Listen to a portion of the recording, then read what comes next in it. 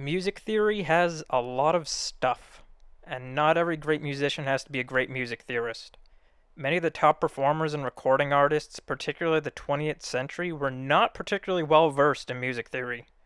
But for someone just getting into music, there are some fundamental concepts that are very important to understand. A very fundamental place to jump in is the concept of whole and half steps. In the 12-tone system of Western music, the interval between two notes is a half step. What you're looking at is the chromatic scale, which includes every 12-tone note in the Western system. A half step is moving from one to the other. C to C sharp to D, D to D sharp, and so on. A whole step is skipping over one, making two jumps, like C to D, E to F sharp, G to A, and so on like that. So with that knowledge, we can form what is the most common scale in Western music, the major scale.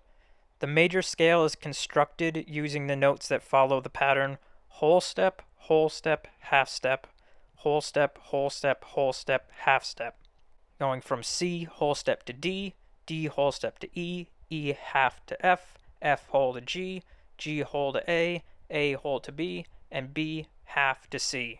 Now in this example we're using C to start with, but regardless of the note you start with, if you follow this pattern, you will form a major scale. And this one we just built is C major. So putting those notes in a sequence, you get this, which when they're played sounds like.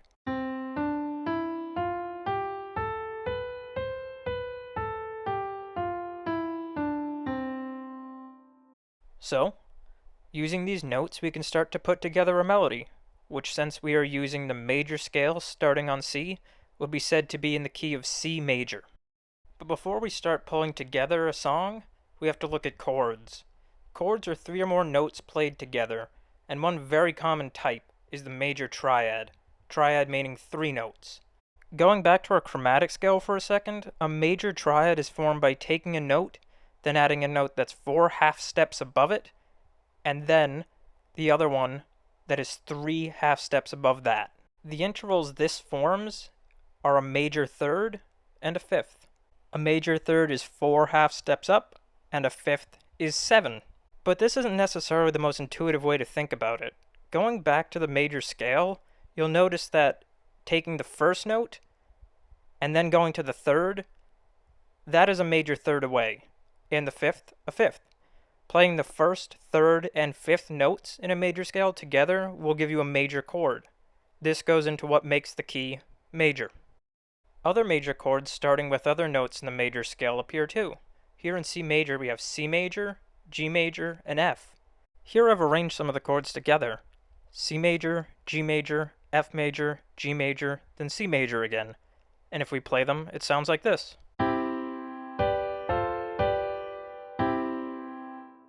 You might find that they have a sort of light, bright feeling to them. People often associate major chords and major keys with a sort of bright feeling.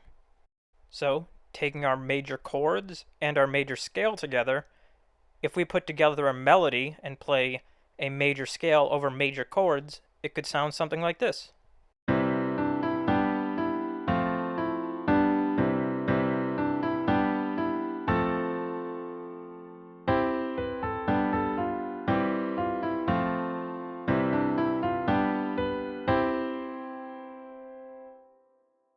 So that's major, but the other big one to be aware of is minor, which is formed with whole, half, whole, half, whole. Starting with C again, we get C, D, E flat, can be called D sharp, but in this case, we refer to it as E flat, F, G, D sharp, we refer to it as A flat, B flat, and C. If we put those notes into a scale and play them, we get something that sounds like this.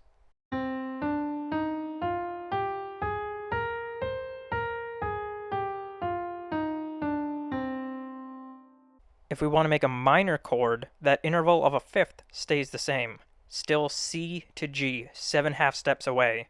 But the third is now no longer 4 half steps away, but 3. It has been reduced by 1 half step or flattened. So if we go to the minor scale, that third is now a minor third away from the first. That fifth, still a fifth. So if we play that first, third, and fifth note, we get a minor chord. Similar to what we saw with the major scale, the minor scale also has other minor chords in it. Here we have C minor, G minor, and F minor.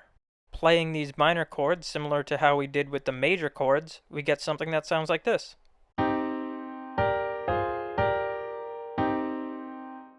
You might notice that unlike the major chords, this doesn't sound so light and bright.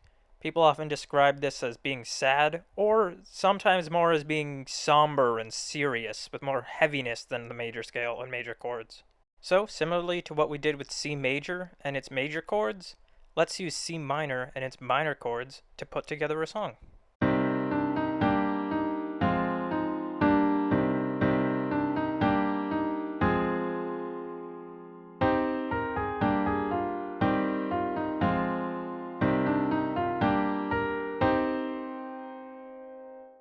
But there are different chords in each of these scales, and if we add a third and a fifth to each note in both of the C major and C minor scales, we'll get chords that sound like this.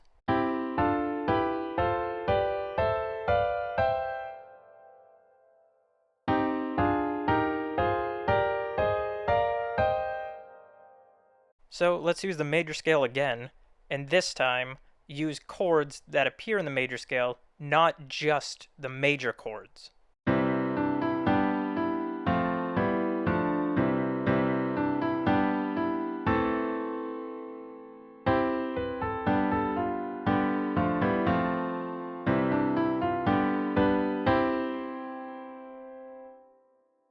And if we do something again with C minor, we get something like this.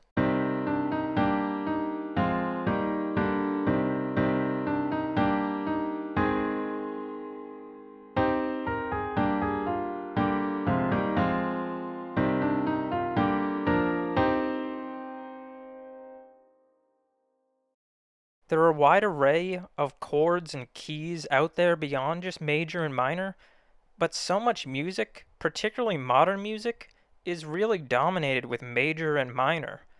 And when you're writing a song, you aren't limited to sticking with just those notes and just those chords as they appear in the scale. There's a lot of exploration you can do around that and create really incredible sounds. So if you found this helpful, or you're interested in what I'll be doing with future videos where I'll be going further and further into music theory, then subscribe, and for now, have a most excellent day.